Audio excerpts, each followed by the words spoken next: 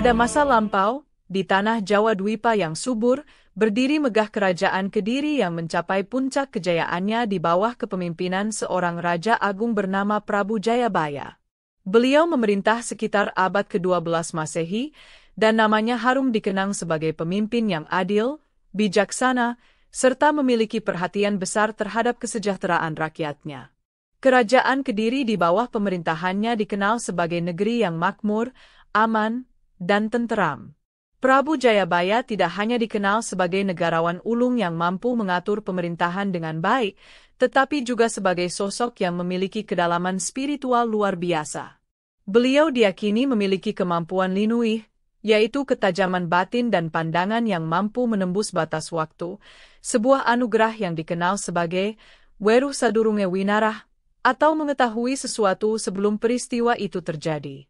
Kemampuan inilah yang menjadi dasar dari legenda besar mengenai ramalan-ramalannya. Sang Prabu sering menghabiskan waktu untuk bersemedi, mendekatkan diri kepada Sang Maha Pencipta, memohon petunjuk dan kebijaksanaan dalam memimpin negerinya. Beliau dikenal sangat religius dan menghormati ajaran-ajaran leluhur serta nilai-nilai spiritual yang berkembang pada masanya. Keseimbangan antara tugas duniawi sebagai raja dan pencarian spiritual inilah yang membentuk kepribadiannya yang agung. Kewibawaan Prabu Jayabaya terpancar tidak hanya dari kekuasaan politiknya, tetapi juga dari aura kebijaksanaan dan ketenangan batin yang dimilikinya. Rakyat Kediri sangat menghormati dan mencintai rajanya, merasa aman dan terlindungi di bawah naungan kepemimpinannya. Nama Prabu Jayabaya terukir abadi dalam sejarah sebagai salah satu raja terbesar di tanah Jawa. Legenda mengenai kemampuannya melihat masa depan mulai tersebar di kalangan rakyat dan istana. Banyak yang percaya bahwa sang raja tidak hanya memikirkan nasib Kediri pada masanya, tetapi juga diberikan anugerah untuk melihat jauh ke depan, meramalkan perjalanan panjang tanah Jawa dan Nusantara hingga berabad-abad kemudian. Di bawah pemerintahan Prabu Jayabaya, Kerajaan Kediri mengalami zaman keemasan yang gemilang. Pertanian berkembang pesat menghasilkan panen yang melimpah, perdagangan melalui bandar-bandar di pesisir berjalan lancar, seni dan sastra pun mencapai tingkat kemajuan yang tinggi.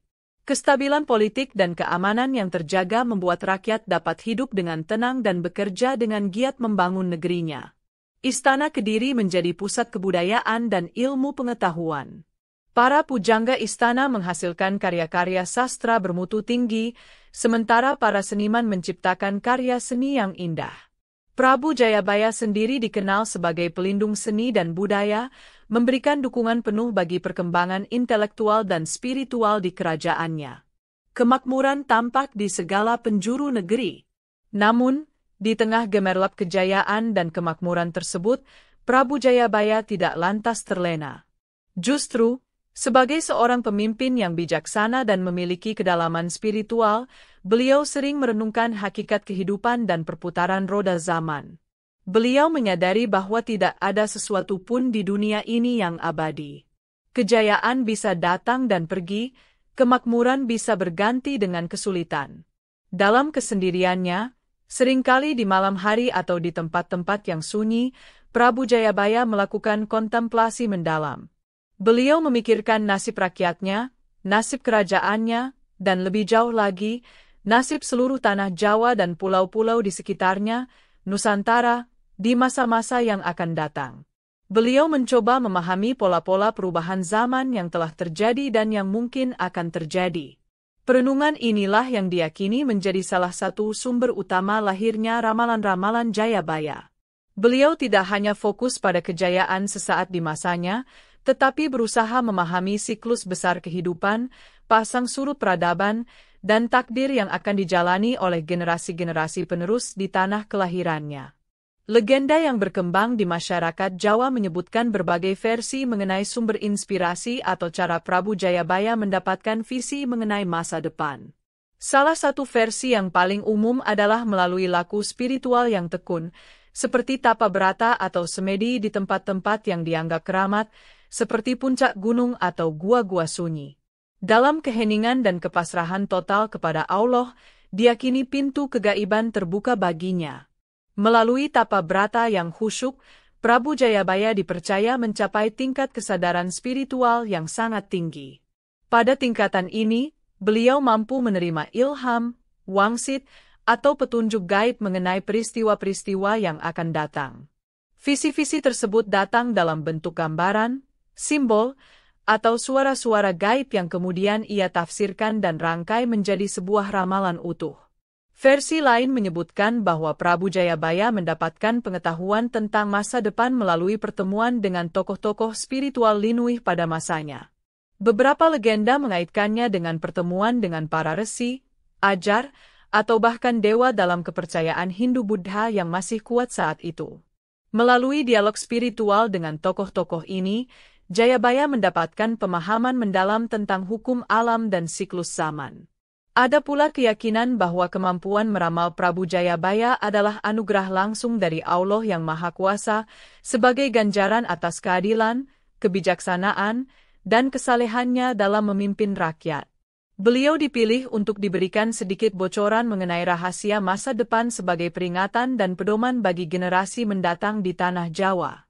Apapun sumber pastinya, legenda secara konsisten menggambarkan bahwa ramalan Jayabaya bukanlah hasil rekaan akal semata, melainkan buah dari perenungan spiritual yang mendalam, laku prihatin, dan kemungkinan adanya campur tangan kekuatan gaib atau ilahiyah yang memberikan petunjuk kepadanya mengenai alur sejarah Nusantara. Setelah mendapatkan visi atau ilham mengenai masa depan, Prabu Jayabaya diyakini tidak menyimpannya sendiri. Legenda menyebutkan bahwa beliau kemudian berusaha menyusun atau mendokumentasikan ramalan-ramalan tersebut agar dapat diwariskan kepada generasi penerus.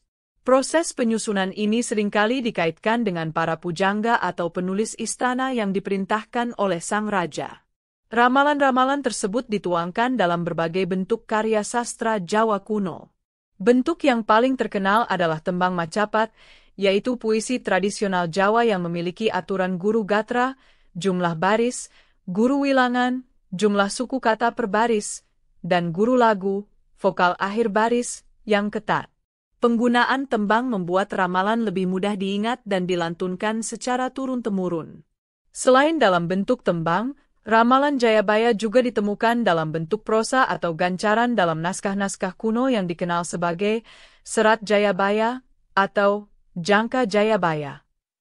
Naskah-naskah ini seringkali menggunakan bahasa Jawa kuno atau pertengahan yang penuh dengan simbolisme, kiasan, dan sanepan, perumpamaan tersembunyi. Bahasa simbolik ini membuat ramalan tidak mudah dipahami secara harfiah dan memerlukan penafsiran mendalam. Penggunaan bahasa kiasan ini diyakini memiliki tujuan tertentu. Pertama, untuk menjaga kerahasiaan makna sesungguhnya dari pihak-pihak yang tidak berhak atau belum waktunya mengetahui.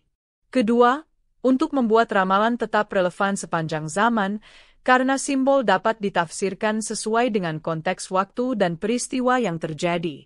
Ketiga, mungkin juga sebagai cerminan dari visi yang diterima Jayabaya sendiri yang bersifat simbolik. Meskipun secara akademis kepastian bahwa Prabu Jayabaya sendiri yang menulis naskah-naskah tersebut masih menjadi perdebatan, legenda dan kepercayaan masyarakat sangat kuat meyakini bahwa inti dari ramalan-ramalan dalam Jangka Jayabaya berasal dari visi sang Raja Kediri yang bijaksana itu, yang kemudian dicatat dan disempurnakan oleh para pujangga dari masa ke masa. Inti dari ramalan Jayabaya seringkali berkisar pada konsep siklus zaman atau perputaran roda sejarah di tanah Jawa dan Nusantara secara umum. Ramalan ini menggambarkan bahwa sejarah akan bergerak melalui periode-periode yang berbeda, silih berganti antara masa kesulitan dan masa kemakmuran, masa kegelapan dan masa pencerahan. Konsep ini sering disebut sebagai Kala Bendu, zaman kekacauan Edan, dan Kala Subah, zaman kemakmuran kebaikan. Dalam ramalannya, Prabu Jayabaya menggambarkan berbagai peristiwa besar yang akan terjadi di masa depan. Ini mencakup naik turunnya kerajaan-kerajaan, datangnya bangsa-bangsa asing dengan berbagai ciri khas mereka, terjadinya bencana alam seperti gunung meletus dan banjir besar, serta munculnya kemajuan teknologi yang pada masanya belum terbayangkan, seperti kereta berjalan tanpa kuda, mobil kereta api, atau perahu terbang di angkasa, pesawat terbang. Ramalan tersebut juga menyinggung perubahan sosial budaya dan moralitas masyarakat. Pada masa Kala Bendu, digambarkan akan terjadi krisis moral, orang lupa pada etika dan ajaran agama, hukum sulit ditegakkan, dan banyak terjadi fitnah serta kekacauan, zaman Edan. Namun, setelah melewati masa sulit tersebut, diramalkan akan datang masa keemasan di mana keadilan dan kemakmuran kembali tegak. Selain itu, Ramalan Jayabaya juga menyebutkan tentang datangnya berbagai jenis penguasa dengan karakteristiknya masing-masing. Ada penguasa yang adil bijaksana, ada pula yang lalim dan sewenang-wenang. Pergantian kekuasaan ini menjadi bagian tak terpisahkan dari dinamika sejarah yang diramalkan akan terus bergulir di tanah Jawa. Secara keseluruhan, isi Ramalan Jayabaya memberikan sebuah peta besar mengenai perjalanan sejarah Nusantara, lengkap dengan tantangan, harapan, dan perubahan yang akan dihadapi oleh generasi-generasi mendatang. Ramalan ini menjadi semacam panduan spiritual dan historis bagi masyarakat Jawa dalam memahami masa lalu, menghadapi masa kini, dan menatap masa depan. Salah satu faktor utama yang membuat Ramalan Jayabaya begitu melegenda dan terus dipercaya oleh sebagian masyarakat adalah adanya beberapa bagian ramalan yang dianggap sangat akurat dalam memprediksi peristiwa sejarah penting di Nusantara. Interpretasi terhadap bahasa simbolik dalam ramalan tersebut seringkali dicocok-cocokkan dengan kejadian nyata yang kemudian dianggap sebagai bukti kebenaran visi Prabu Jayabaya. Salah satu contoh yang paling terkenal adalah ramalan mengenai kedatangan bangsa kulit putih yang akan menjajah tanah Jawa dalam waktu yang sangat lama. Hal ini sering diinterpretasikan sebagai ramalan kedatangan bangsa Belanda yang menguasai Nusantara selama kurang lebih 350 tahun. Bahasa kiasan yang digunakan dalam ramalan tersebut diyakini merujuk pada ciri-ciri bangsa Belanda dan lamanya masa kekuasaan mereka. Ramalan populer lainnya adalah tentang kedatangan bangsa kulit kuning dari utara yang akan menguasai Jawa hanya seumur jagung sebelum akhirnya pergi. Ramalan ini secara luas ditafsirkan sebagai prediksi pendudukan Jepang selama kurang lebih 3,5 tahun pada masa Perang Dunia Kedua. Istilah seumur jagung dianggap sangat pas menggambarkan singkatnya masa pendudukan Jepang dibandingkan dengan Belanda. Setelah masa penjajahan, Ramalan Jayabaya juga diyakini menyebutkan tentang era kemerdekaan, di mana Nusantara akan dipimpin oleh putra bangsa sendiri. Munculnya tokoh-tokoh pemimpin nasional seringkali dikaitkan dengan sosok-sosok yang disebut dalam jangka Jayabaya. Selain itu, berbagai kemajuan teknologi seperti adanya kereta api, mobil, pesawat terbang, dan telegraf telepon juga dianggap telah diramalkan melalui bahasa kiasan. Meskipun penafsiran ini bersifat subjektif dan retrospektif, mencocokkan ramalan setelah peristiwa terjadi, keyakinan akan terbuktinya beberapa ramalan inilah yang membuat jangka Jayabaya tetap hidup dan relevan dalam benak masyarakat. Hal ini memperkuat citra Prabu Jayabaya sebagai Raja Linuih yang mampu melihat jauh melampaui zamannya.